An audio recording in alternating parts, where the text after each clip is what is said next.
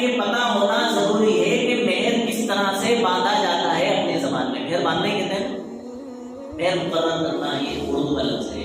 مہر طے کرنا یہ بھی اردو لفظ ہے، لیکن الگ الگ علاقوں میں الگ الگ لفظ استعمال کیے جاتے ہیں. میرے علاقے میں لفظ استعمال کیا جاتا ہے مہر کتنا باندھا ہے نا، مہر کتنا طے کیا. ہمیں مہر طے کرتے وقت کچھ باتوں کا لحاظ رکھنا ضروری ہے. وہ لحاظ کیا ہے؟ سب سے پہلے تو لڑکے کو اپنی حیثیت دیکھنا ضروری ہے کہ میں کتنا مہر لڑکی کا ادا کر سکتا ہوں، طے کر سکتا ہوں، میری کتنی حیثیت ہے. میں سمجھتا ہوں کہ ایک جنرل زندگی گزارنے والا انسان آج کے اس دور میں آسانی کے ساتھ اگر اس کا مہر ادھار طے کیا جائے تو 70-80 ہزار روپے اس کے لیے ادا کرنا کوئی مشکل کام اس دور میں میں سمجھتا ہوں کوئی مشکل کام. دھیرے دھیرے دھیرے دھیرے وہ کیا کر سکتا ہے؟ ادا کر سکتا ہے. اس کی کئی شکلیں صورتیں ہو سکتی ہیں. فرض کرو اگر مہینے کے 15,000 روپے کماتا ہے تو 2,000 روپے بھی اگر کوئی اکٹھے کرے گا اور جمع کرے گا تو 3-4 سال میں اس کا مہر ادا ہو جائے گا.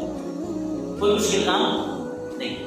تو مہر طے کرتے وقت سب سے پہلے یہ دیکھنا ہے کہ اس لڑکے کی حیثیت مہر ادا کرنے کی کتنی ہے، کیا کیٹیگری کا وہ لڑکا ہے اور کس طرح اس کے آمدنی کے ذرائع ہیں، کس طرح سے مہر ادا کر سکتا ہے. زیادہ مہر طے کرنے میں اس کے اوپر کوئی بوجھ تو نہیں بنے گا، کوئی مشکل اور دشواری تو پیش نہیں آئے گی. ایک چیز.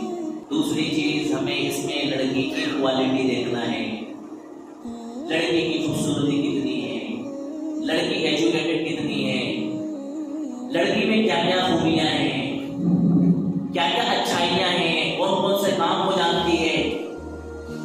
کسی بھی انسان کی اگر کوئی تنخواہ طے ہوتی ہے تو وہ اس کی لیاقت، اس کی قابلیت، اس کی صلاحیت کی بنیاد پر ہوتی ہے نا.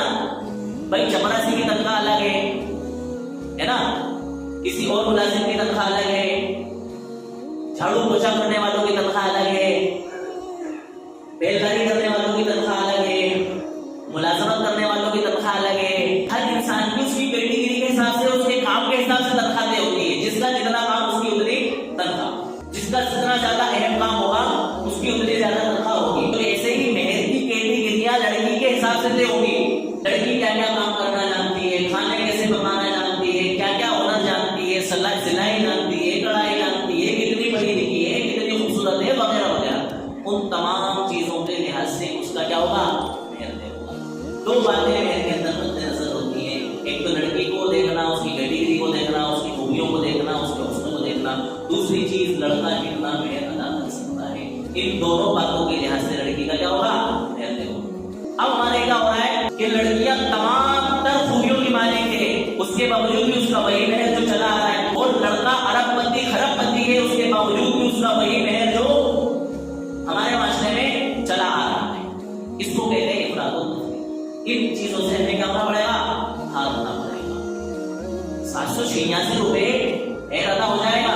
سب سے کم مہر ہماری شریعت میں جو مقرر کیا گیا ہے وہ ہے 10 درہم. چاندی کے موجودہ گرام کے حساب سے تقریباً 32 سے 33 گرام، آپ 33 سمجھ لو، 33 گرام چاندی کی قیمت 10 درہم کہلاتا ہے. کتنا کہلاتا ہے صاحب؟ جو بھی موجودہ قیمت ہوگی اس کے لحاظ سے 33 گرام چاندی کے جتنے روپیے بن جائیں گے وہ سب سے کم مہر کہلائے گا. اس سے مہر کم اگر ہم طے کرتے ہیں